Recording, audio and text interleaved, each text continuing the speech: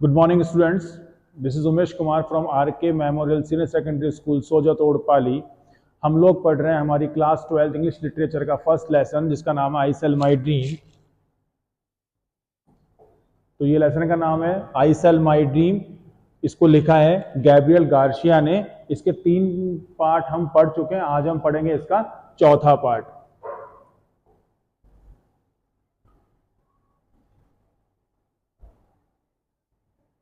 She did her job well. लेखक कहता है कि उस महिला फ्राउ फिडा ने अपना काम बहुत अच्छे से किया। हमने पहले पढ़ा था कि फ्राउ फिडा ने एक घर के अंदर नौकरी की और उस नौकरी करते हुए उसे कितनी सैलरी मिलती थी कि वो अपनी बेसिक एक्सपेंसेस को कंप्लीट कर सकती थी। साथ में उसे रहने के लिए एक अच्छा घर मिला था, 3 टाइम उसे वहाँ खाना मिलता था, बेसिकली ब्रेकफास्ट मिलता था। क्यों? क्योंकि वो सुबह ब्रेकफास्ट के समय अपनी उस फैमिली को अपने सपनों के बेस पर उनका फ्यूचर बताती थी। तो ऑथर कहता है she did her job well, उसने अपना काम बहुत अच्छे से किया।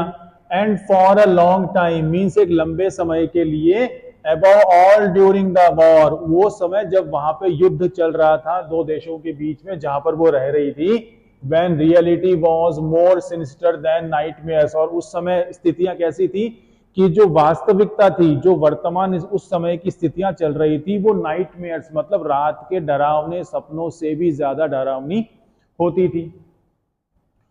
उस वक्त she could decide at breakfast, वो ही एकमात्र महिला या व्यक्ति होती थी जो सुबह के नाश्ते के समय ये डिसाइड करती थी what each should do that day, कि उस दिन प्रत्येक व्यक्ति, उस फैमिली का प्रत्येक व्यक्ति उस दिन क्या काम करेगा। Only she decide and how it should be done, और ये काम कैसे किया जाएगा, कोई भी काम कैसे किया जाएगा, कब किया जाएगा, इसको डिसाइड करने का एकमात्र पावर किसके पास में था? फ्राउ फिडा के पास में था। Until her predictions became the sole authority in the house, और उस घर के अंदर जहां पे वो काम करती थी वहां पे उसी के जो ऑर्डर्स थे वो एकमात्र एकाधिकार बन गए, मतलब वो सारे डिसीजन वो खुद ही लिया करती थी।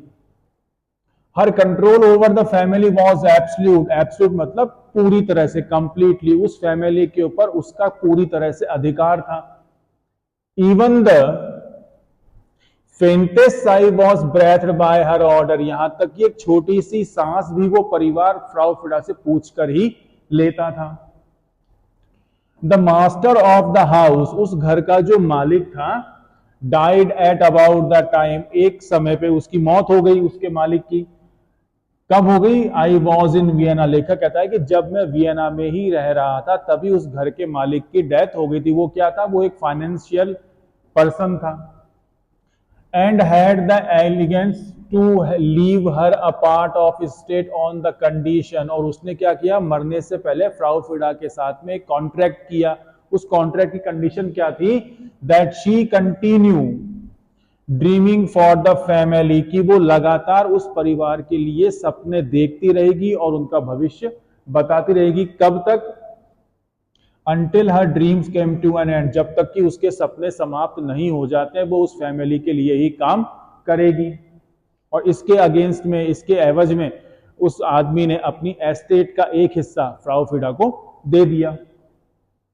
I stayed in Vienna for more than a month, लेखक कहता है कि मैं एक महीने से भी ज्यादा समय के लिए वियना में रहा।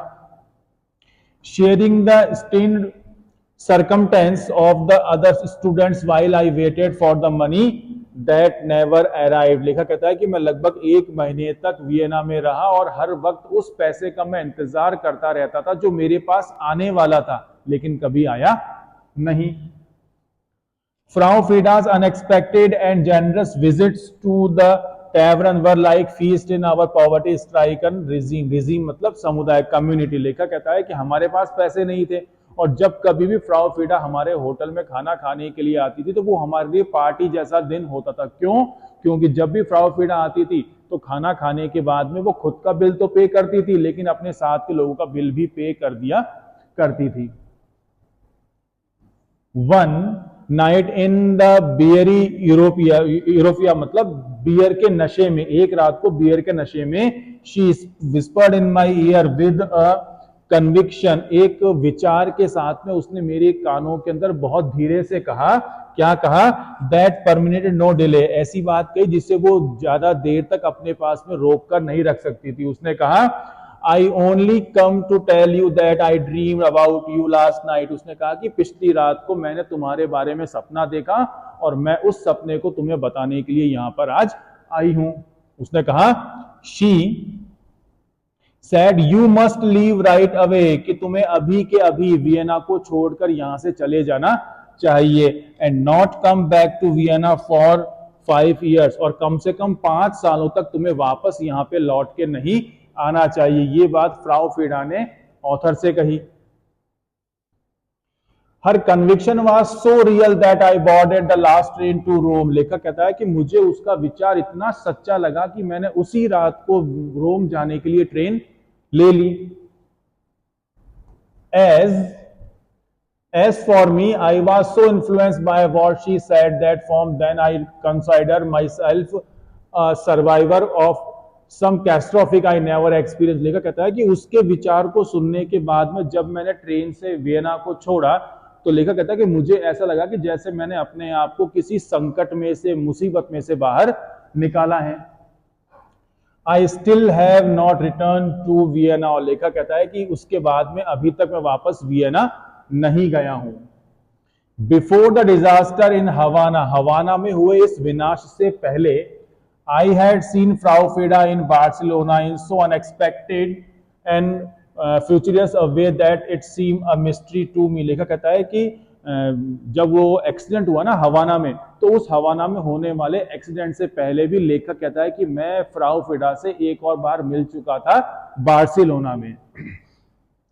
It happened on the day Pablo Neruda stepped on the Spanish soil for the first time since the Civil War। लेखक कहता है कि ये उस समय हुआ जब पाब्लो नेरुडा, ये एक नया कैरेक्टर है जो लेखक का दोस्त है, तो पाब्लो नेरुडा ने जिस वक्त पहली बार स्पेन की जमीन पे कदम रखा सिविल वॉर के बाद में, उस वक्त लेखक दूसरी बार फ्राउ फ्रीडा से मिला था। On a stop over during a long sea voyage to Vespas, जो लेखक कहता है कि उसका जो दोस्त था वो सी ट्रेवल कर रहा था और एक दिन के लिए उसका जो जहाज था वो बार्सिलोना के अंदर रुका, और उस समय वो जो लेखक है, ऑथर जो है गार्शिया, वो अपने दोस्त नेरुडा से मिलने के लिए गया और सेम टाइम के ऊपर वो किससे मिला, फ्राउ फ्रीडा से मिला।